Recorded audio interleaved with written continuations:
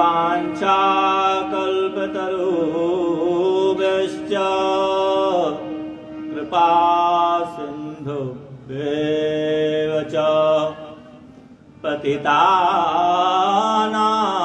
पावनेभ्यो वैष्णवेभ्यो नमो नमः। मैं आप सभी वैष्णवजनों के चरणों में साष्टांग प्रणाम करता हूँ। आप सब मुझे कृपा पूर्वक आशीर्वाद दें, चित्त मेरा शुद्ध हो जाए, मेरी मति भगवान श्री कृष्ण के चरणों में लग जाए। ऐसा सब आप मुझे आशीर्वाद दें, सब मुझे आप आशीर्वाद दें।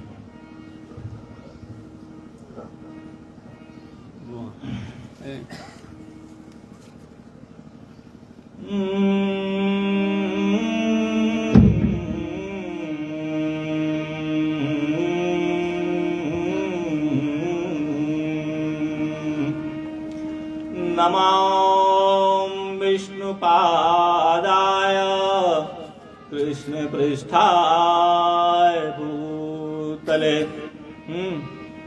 श्रीमते राधा गोविंद गोस्वामीति नामिने।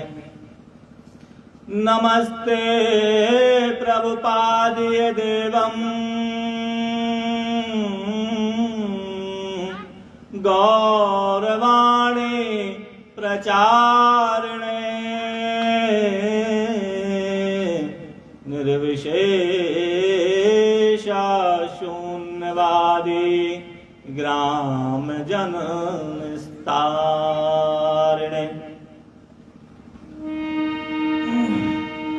ओम अज्ञान्ति मिरान्धस्य ज्ञानाञ्जनशलाकया चक्षुरुन्मीलितं येन तस्मै श्रीगुरुवे नमः।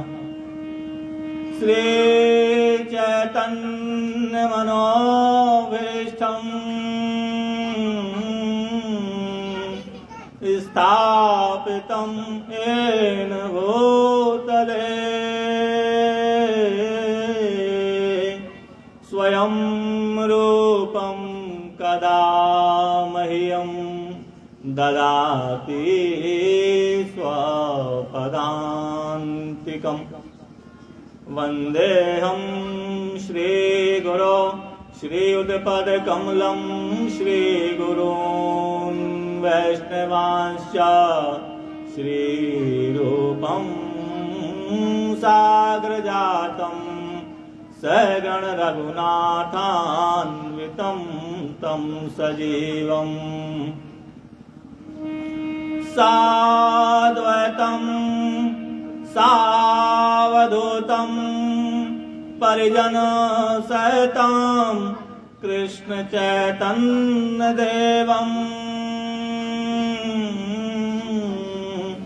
श्री राधा कृष्ण पादान् सगण ललिता श्री विशाखान्वितांश्च। नमो महावदान्या कृष्ण प्रेम प्रदायते कृष्णाय कृष्ण चैतन्य नामने गौरत्विषे नमः। हे कृष्ण करुणा सिंधो दीनबंधो जगत्पते गोपेश गोपिका कांत श्री राधा कांत नमोस्तुते। तप्त कांचन गौरांगे श्री राधे वृंदावनेश्वरी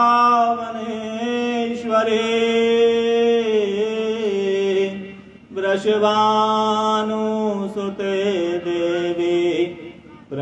नमामि हरिप्रिये। वाञ्छाकल्पतरुभ्यश्च कृपा सिन्धुभ्येव च पतितानां पावनेभ्यो वैष्णवेभ्यो नमो नमः। जय श्री कृष्ण चैतन्य प्रभो नित्यानंद श्री अद्वैत गदाधर श्रीवासादि गौर भक्त वृंद। सब बोलेंगे प्रेम से हरे कृष्णा कृष्णा कृष्णा हरे हरे हरे राम राम राम हरे हरे। हरे कृष्णा कृष्णा कृष्णा हरे हरे हरे राम राम राम हरे हरे। बोलिए श्री वृंदावन बिहारी लाल की जय। बोलिए भगवान श्री कृष्ण चैतन्य महाप्रभु की जय। बोलिए श्री हनुमान जी महाराज की जय। बोलिए श्री सद्गुरुदेव भगवान की जय। जय जय श्री राधे श्याम। जय जय श्री राधे श्याम।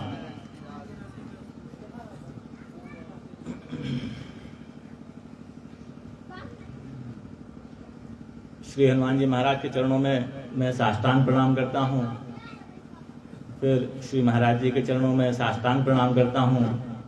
आप सभी वैष्णवजनों के चरणों में पुनः पुनः प्रणाम करता हूँ।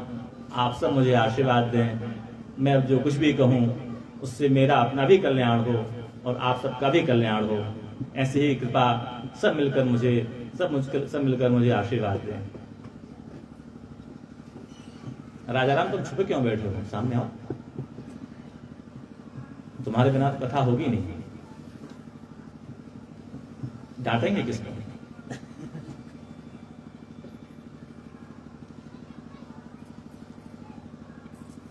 तुम डरते हो ना मुझसे? डरो डरो, डर जरूरी है, डरना जरूरी है।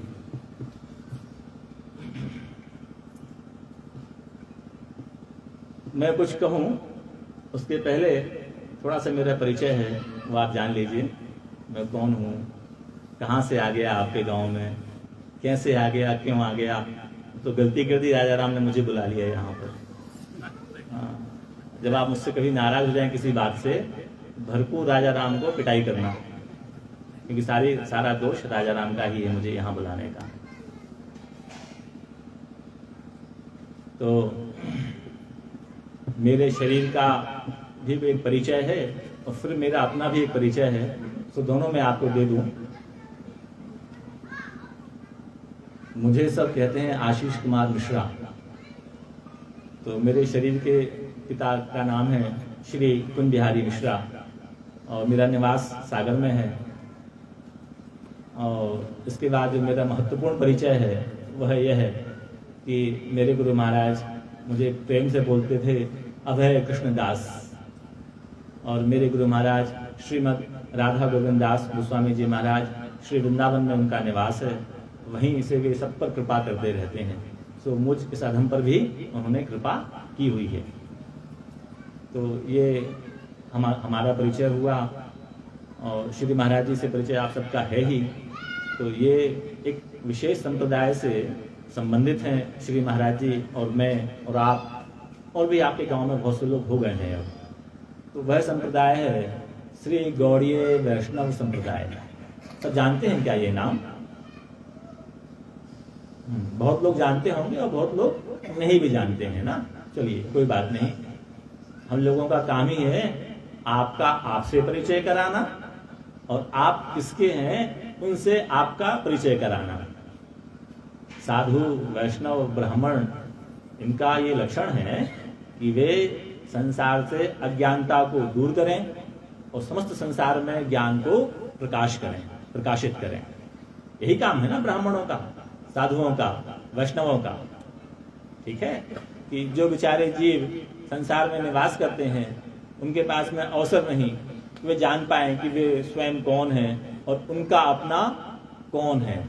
तब फिर ब्राह्मण, वैष्णव, साधु कड़ा परिश्रम कर कर, बहुत कड़ी मेहनत कर कर सारा ज्ञान इकट्ठा करते हैं और फिर वे गांव-गांव जाकर जन जन में यह ज्ञान प्रकाशित करते हैं कि देखो भैया तुम कौन हो, देखो भैया तुम्हारा कौन है। क्योंकि अभी आपको लगता होगा, अरे ये कौन सी बड़ी बात है, क्या मुझे नहीं मालूम कि मैं कौन हूं, क्या मुझे नहीं मालूम कि मेरा अपना कौन है। निश्चित आपको अभी जो ज्ञान है वह है सपने जैसा ज्ञान। कैसा? सपने में देखा गया सपना होता है ना एक, कि आप वहां राजा बने होते हैं, बाकी सब आपकी प्रजा होते हैं। सपने में ऐसा देखते हैं ना कभी कभी, अरे गांव का सबसे धनी व्यक्ति तो मैं ही हूं, जबकि हमारे पास तो उतना धन नहीं जितना सपने में हमने देखा हुआ है। गांव की सारी जमीन मेरी अपनी हो गई है, सपने में हम देखते हैं, कोई दिक्कत नहीं, क्या दोष, वहां सुखी होने में क्या कष्ट है, क्या समस्या है। या कभी कभी देखते हैं हम कि मैं बहुत दुखी हो रहा हूं सपने में, बाकी बहुत से लोग मुझे घेर रहे हैं, मुझे कुछ डांट रहे हैं, मुझे कुछ कह रहे हैं और हम वहां रो रहे हैं सपने में, है ना। देखते हैं ना कभी कभी हम लोग, हम सपने दो तरह के देखते हैं, अच्छे और बुरे। तो सपने में देखा गया अच्छा या सपने में देखा गया बुरा, दोनों ही वास्तव में हम पर प्रभावित होता है क्या, हम पर उसका कोई असर होता है क्या। जब आंख खुलेगी हम जान जाएंगे, ओहो ये तो बेकार का सपना था कि मैं सबसे बड़ा आदमी हूं गांव का, नहीं मैं तो जो हूं वही हूं। अरे ये सपना तो बेकार का सपना था, जो मैं देख रहा था कि मुझे सारे गांव के लोग डांट रहे हैं, पीट रहे हैं, नहीं मेरे घर तो कोई नहीं आया, मैं तो सुरक्षित हूं, मुझे तो कोई तकलीफ नहीं होती है। तो ये सब सपने में देखा गया हमारा व्यवहार होता है। लेकिन जो साधु, वैष्णव, सदग्रंथ होते हैं वे बताते हैं कि अभी तुम जो जीवन जी रहे हो, अभी तुम जो यादव जी बनकर घूम रहे हो, अभी तुम जो राजपूत जी बनकर तुम घूम रहे हो, अभी तुम पंडित जी बनकर घूम रहे हो, ये सब तुम्हारा वास्तव में परिचय नहीं है। बात समझ में आ रही है क्या बाबा? किसको समझ में आई मेरी इतनी बात, किसको नहीं है? जिसको आई समझ में वो हाथ उठाए वो।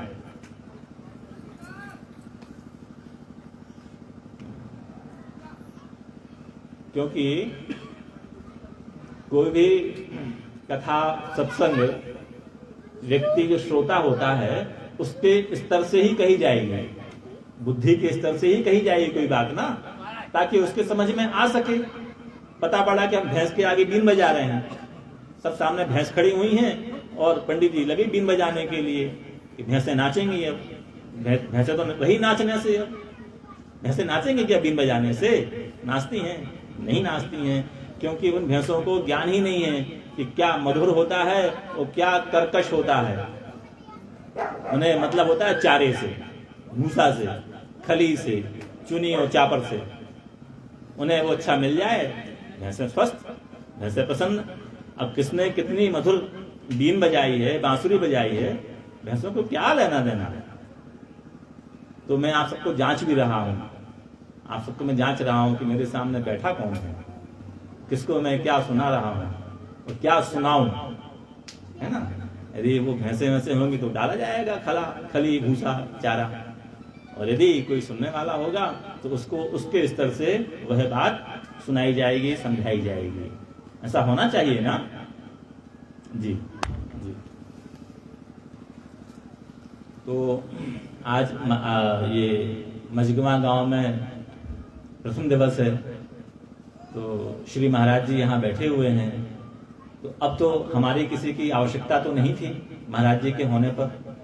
यदि महाराज जी हैं कथा कहने वाले, तो फिर अन्य किसी की क्या आवश्यकता है, क्योंकि महाराज जी स्वयं अपने आप में भगवान सूर्य की तरह तेजोमय प्रकाशमान है।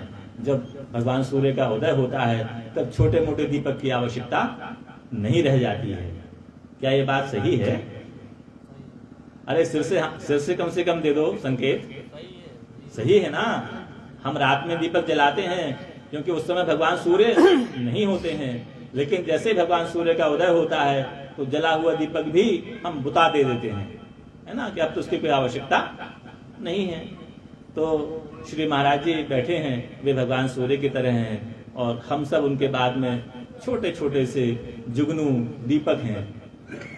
लेकिन फिर भी महाराज जी का ये कृपा है, महाराज जी की ही कृपा है ये, कि वे चाहते हैं कि उनके बच्चे, उनके जो शिष्य हैं, उनके जो दास हैं, वे भी अब आगे बढ़ें और अपना और औरों का कल्याण करें।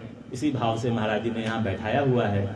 तो आप सब भैया ये जान लीजिए कि हम कोई जानकार तो है नहीं, कोई विद्वान तो है नहीं, लेकिन महाराज जी की आज्ञा पालन करना है, बस इतना ही यहाँ पर है और कोई विशेष बात कहने के लिए हमारे पास में नहीं है। तो आज श्री महाराज जी बता रहे थे कि प्रथम दिवस है और आज महत्व कहने का ही दिन होता है। जब पहला दिन होता है तब महत्व कहने का दिन होता है। महाराज जी ने बहुत कुछ बातें बताई हैं आपको कि कथा वक्ता कैसा हो, कथा श्रोता कैसा हो, ताकि उस विषय का ठीक ठीक से लाभ प्राप्त हो सके। यदि कहने वाला शुद्ध है और सुनने वाला शुद्ध है तब निश्चित है कि उस कही गई बात का लाभ प्राप्त हो जाएगा। ठीक है, ये महाराज जी कह रहे थे। तो हम तो महाराज जी के सहायक के रूप में यहाँ बैठे हुए हैं, उनकी ही बात को हम थोड़ा आगे बढ़ाते हैं। सो आप ध्यानपूर्वक सुनिएगा मेरी बात को। आप सबसे एक प्रश्न करना चाहता हूं मैं, उसका उत्तर दीजिएगा कि जैसे आप लोग आज तक अब तक नैंग करते आए हैं, सत्कर्म करने का, पुण्य करने का। नैंग समझते हैं ना? नैंग होता है ना, नैंग क्या बोलते हैं? नैंग ही बोलते हैं ना, जब वो नाई को कुछ देते हैं, ऐसा करके देते हैं, नैंग बोलते हैं ना। नैंग करते आए हैं, ऐसे कुछ दक्षिणा घुमाई, नशावर घुमाई और दे दी नाई को, उसको बोलते हैं नैंग। हाँ, नाम करना बोलते हैं, नाम करना बोलते हैं ना, नाम कर दिया हमने। तो जैसे आप लोग अब तक नैंग करते आए हैं, कथा सुनने का, भजन करने का, पुण्य करने का, तो क्या आपका विचार वही अब तक बना हुआ है क्या?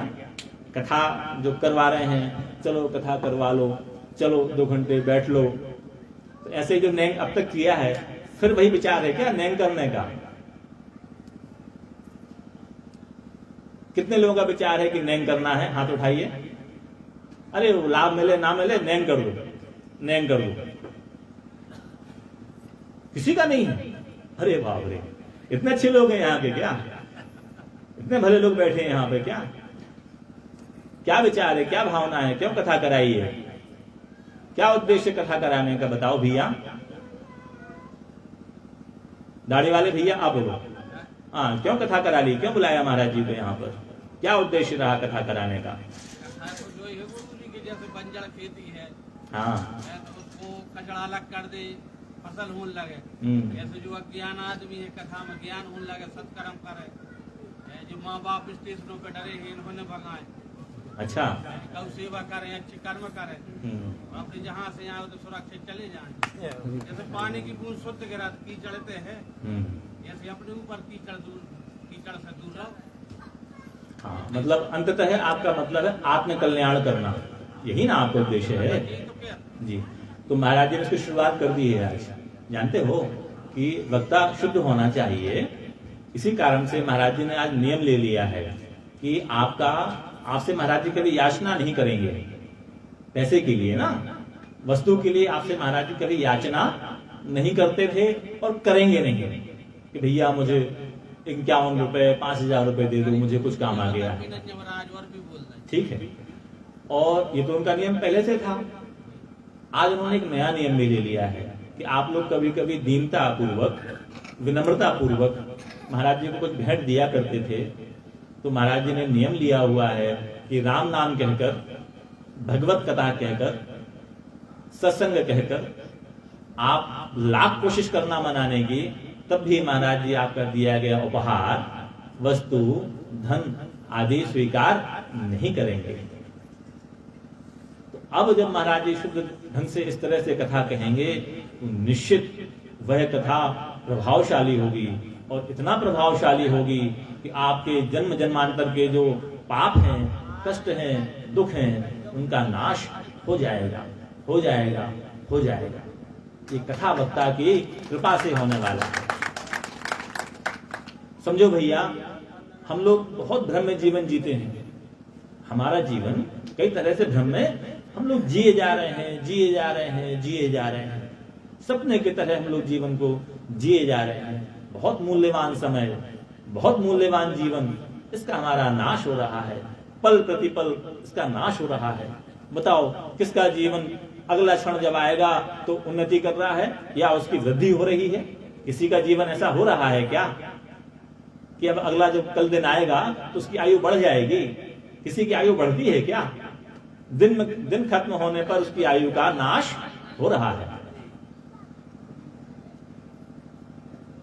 मूछों पर ध्यान मत दो बाबा, बातों पर ध्यान दो, बातों पर। मूछों पर ध्यान मत दो, बातों पर ध्यान दो। बहुत काम की बात कह रहा हूं, बहुत आनंद आएगा, और जीवन का कल्याण आपका ध्यान पूर्वक सुनने में ही है। जब कथा वक्ता इतने शुद्ध भाव से कथा कहने बैठा है, तब आपको लाभ होगा। जब आप भी शुद्धता से उस कथा को सुनने का प्रयास करेंगे, शुद्धता से कथा सुनने का प्रयास करेंगे, निश्चित कथा का लाभ आपको प्राप्त हो जाएगा। आपने अब तक जो नैंग किए थे, अब वो नैंग करना बंद करो भैया, अब वो नाम करना बंद करो भैया। अब समझ जाओ, अब सावधान हो जाओ, अब ध्यान दो कि अब हमें भगवान का प्रेम प्राप्त करना है। भगवान का प्रेम प्राप्त हो ना हो छोड़ो, अरे अपना आत्म कल्याण करना है। भगवान से प्रेम करके भगवान को उपकार करोगे क्या तुम? बताओ, भगवान की आरती घुमाते हो, भगवान को कोई लाभ होता है क्या? तुम व्रत करते हो, भगवान को कोई फायदा पहुंचता है क्या तुम्हारे व्रत करने से? क्या अरे तुम्हारा अपना कल्याण होता है भैया। तुम क्यों नहीं समझ रहे इस बात को? तुम्हें किसी ब्राह्मण साधु ने कहा भैया आरती किया करो, आरती घुमाया करो, तुरंत मन में दुर्विकार आता है। भगवान को कुछ फायदा पहुंच रहा है क्या? भगवान को कुछ लाभ हो जाएगा इससे क्या? अरे भगवान को लाभ या अलाभ की आवश्यकता नहीं है। ये आपकी आवश्यकता है, आपके कल्याण के लिए आवश्यक है। साधु के द्वारा, वैष्णव के द्वारा जो बात कही जा रही है, उसमें आपका अपना हित होने वाला है। ये बात समझना पड़ेगी हमें। हम लोग चतुराई करते हैं, हम लोग कुछ दान देकर, कुछ दक्षिणा देकर सोचते हैं कि हमारा काम हो गया। हम 11 रुपए चढ़ा आते हैं हनुमान जी महाराज के यहाँ, हम भागवत पे 11 रुपए चढ़ा देते हैं, लगता है कि हमने बहुत बड़ा दान कर दिया, अब तो हमारा सारा काम हो गया। हम कभी मंदिर के सामने से निकलते हैं तो सिर झुका दिया भगवान के आगे, लगता है कि अरे हमने तो बड़ा उपकार कर दिया भगवान जी पर, भगवान जी तर गए अब तो। क्यों? हमने सिर झुकाया था हमने तो भगवान के सामने। कभी आरती में खड़े हो गए, हमें लगता है कि अरे हम तो बहुत पुण्यशाली हैं, अरे हम तो बहुत बड़े भक्त हैं। ये अहंकार है, यह आपको उन्नति नहीं करने देगा, यह आपको भगवान का प्रेम प्राप्त नहीं करने देगा, यह आपकी अशांति का नाश नहीं करने देगा। बताओ, यहाँ ऐसे कितने लोग हैं जो कभी दुखी नहीं होते हैं, जिन्हें कभी दुख नहीं हुआ है? हाथ उठाओ जरा अपना अपना। कौन यहाँ ऐसा वीर बहादुर बैठा है? कौन यहाँ पे ऐसा बना बैठा है पहलवान, जिसको कभी दुख नहीं होता है? यहाँ कोई ऐसा वीर बहादुर, इसको कोई तकलीफ नहीं है? नहीं है। ओहो, बताओ, यहां भी नहीं है, संसार में कहीं भी नहीं है। आपकी तरह, मेरी तरह ऐसा कोई दिखाई नहीं पड़ता है जो दुखी ना हो। सब जगह चारों ओर, चहुं ओर दुख दुख दुख दुख व्याप्त है। भैया, यदि यहाँ संसार में दुख व्याप्त है तो इस दुख की दवा भी इसी संसार में उपलब्ध है। यदि दुख संसार में व्याप्त है तो इस संसार में दुख की दवा या सुख भी उपलब्ध है। बस अंतर इतना है कि हम उस दवा को खाना नहीं चाहते हैं, हम उस दवा से दूर भाग रहे हैं। हमें लगता है कि दवा खाए बिना ही हमारा काम बन जाएगा, हम स्वस्थ हो जाएंगे, हमें आनंद आ जाएगा। नहीं भैया, दवा खाना पड़ेगी, दवा का सेवन करना पड़ेगा। मैं सत्य कहता हूं आपसे, दवा खाओगे दुख का नाश होगा, दुख का नाश होगा, दुख का नाश होना ही पड़ेगा। क्यों? क्योंकि आपने दवा का सेवन कर लिया है। अच्छा, क्या दवा है? जानना है दवा? हाथ उठाओ, किसको जानना है दवा? संसार के दुख से कौन छूटना चाहता है? किसको सुख की आकांक्षा है? अच्छा, अरे वाह, धन्य है, धन्य है। बहुत लोग चाहते हैं संसार के दुख से छूट जाएं। चलो, तो अब मैं आपको एक बहुत छोटी बात कहता हूं, ध्यान से सुनिएगा मेरी बात को, बहुत ध्यान से सुनिएगा मेरी बात को। यदि कथा वक्ता शुद्ध है तो कथा श्रोता भी शुद्ध ही होना चाहिए। कथा श्रोता शुद्ध ही होना चाहिए। आपका ध्यान नहीं है ना? क्यों राघव जी, आपका ध्यान नहीं है कथा में ना? आप हट जाइए यहां से, डिस्टर्ब मत कीजिए। आप डिस्टर्ब मत कीजिए। मुझे तकलीफ होगी, मैं बताऊंगा ना कि हाँ लगा दो लाइट, आप मत डिस्टर्ब करो, सुनने दो लोगों को,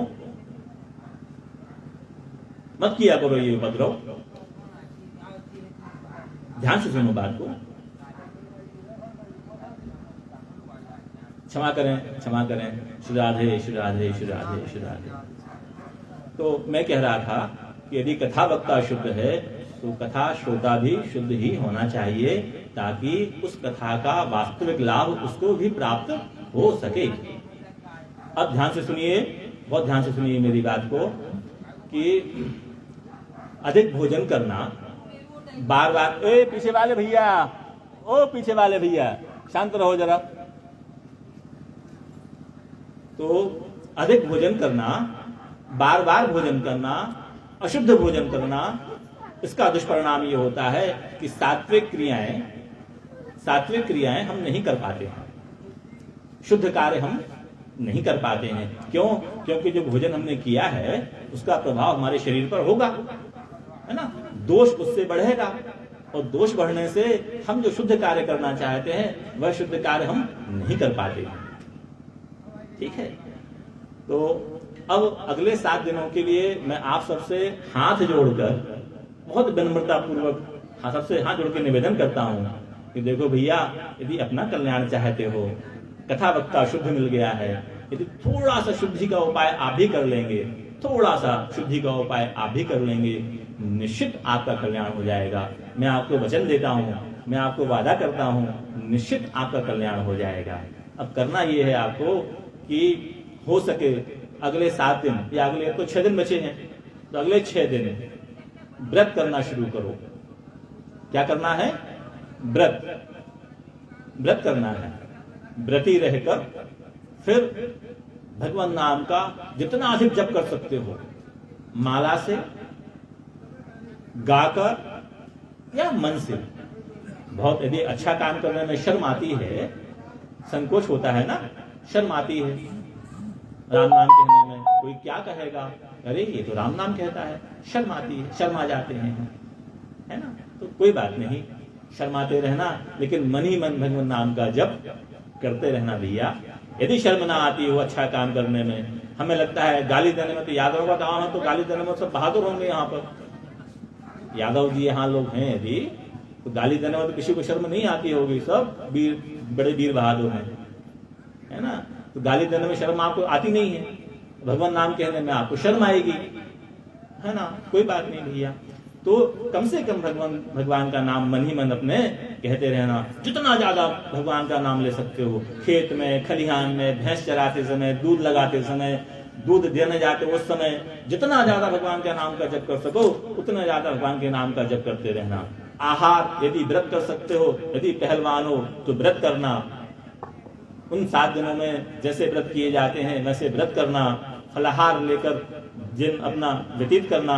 यदि इतना सामर्थ्य नहीं है, बहुत ज्यादा काम करना पड़ता है, मेहनती काम करते हैं सब आप लोग, हम जानते हैं मेहनती आदमी को भूखा नहीं रहा जाता है, तो कम से कम एक समय भोजन करना दिन में, यदि हो सके एक बार, दिन में एक बार भोजन करके काम चला लेना। भोजन करना कैसा है? शुद्ध भोजन करना, सात्विक भोजन करना, लहसुन प्याज से रहित भोजन करना अगले 6 दिन। ठीक है, आपने भोजन कम किया है या आपने व्रत किया है या भोजन कम किया है, तो भोजन आपने किया है सात्विक, अपने घर में करना है आपको, जो भी करना है ये ना, अपने खेत में करना, अपने खलिहान में करना, अपनी सार में करना, अपने साइकिल पे चढ़कर करना, अपनी मोटरसाइकिल पे जाते समय करना, भगवान नाम का जप। ठीक है, और जो अब महाराज जी कथा कहेंगे अगले 7 दिनों में, अगले 6 दिनों में, तो वे कथाएं जो कही जाएंगी उन कथाओं का एकमात्र उद्देश्य है, एकमात्र उद्देश्य है, एकमात्र उद्देश्य है आपको आपका परिचय प्राप्त करा देना और आपको इस संसार में जो बहुत सारे दुख हैं इनसे निवृत्ति दिला देना, इन सब से आपको मुक्ति दिला देना और आपको परम आनंद की प्राप्ति करा देना। बोलिए हरे कृष्णा कृष्ण कृष्णा हरे हरे, हरे राम राम राम हरे हरे। ये जो मंत्र है इसका लाभ आपको समझ में नहीं आ रहा भैया, इतना मूल्यवान, इतना शक्तिशाली मंत्र है ये कि इसका जप करते करते भक्त ध्रुव, भक्त प्रहलाद, भक्त बलि और इतने अनन्य भक्त हुए हैं, बहुत सारे भक्त हुए हैं, उन्होंने सर्वस्व प्राप्त कर लिया, सर्वस्व प्राप्त कर लिया। सच मानो जो उनको प्राप्त हुआ है वह आपको भी प्राप्त हो सकता है। 6 महीने उन्होंने व्रत किया ध्रुव महाराज ने, 6 महीने वो भूखे रह गए, प्यासे रह गए, पत्ते खाकर, हवा खाकर, पानी पीकर उन्होंने व्रत किया भगवान श्री हरि का।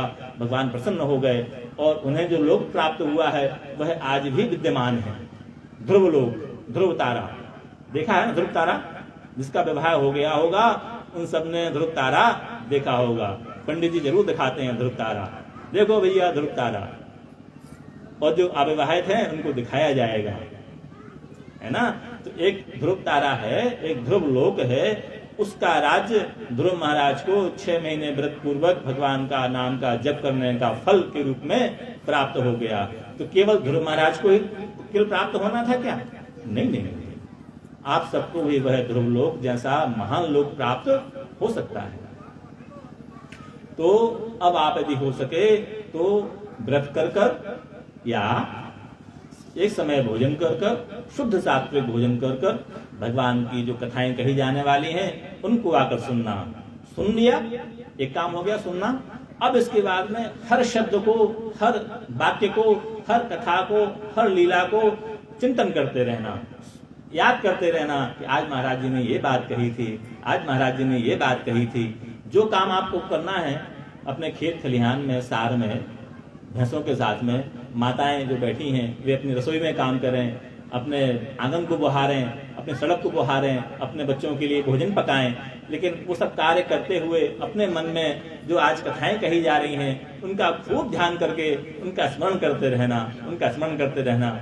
यदि आप इस विधि का पालन कर पाए, जो मैं कह रहा हूँ आपको, जो मैं कह रहा हूँ आपको, यदि आप ऐसा कर पाएंगे, मैं सत्य कहता हूँ आपको, 7वें दिन यहाँ पर इतने सारे लोग खड़े होंगे, इतने सारे लोग हाथ उठा रहे होंगे, महाराज जी मुझे सुख प्राप्त हो गया, महाराज जी मुझे आनंद प्राप्त हो गया।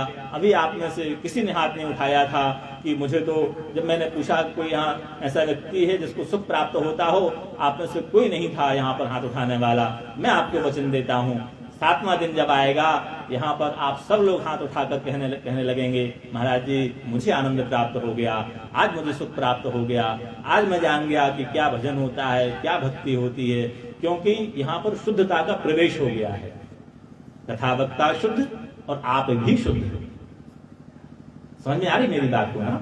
बात समझ में आ रही है ना? हाँ, जब आप शुद्ध हो जाएंगे लाभ क्यों नहीं होगा आपको? बताओ भैया, क्यों नहीं होगा लाभ? चलिए, और सबसे मैं फिर क्षमा मांगता हूं, मुझ पर नाराज नहीं होना भैया, मैं आपका बिगाड़ने नहीं आया यहाँ पर, आपका नुकसान करने में नहीं आया हूं यहाँ पर। जितना बनेगा आपका अच्छा करूंगा, नहीं बनेगा अपने घर चला जाऊंगा, आपका नुकसान नहीं करूंगा। बस ध्यान पूर्वक, विधि पूर्वक कथा सुनने का प्रयास कीजिए, निश्चित आपको लाभ हो जाएगा, निश्चित आपको लाभ हो जाएगा। मैं अपनी वाणी को विराम दे रहा हूँ। जय जय श्री राधे श्याम। महाराज जी समय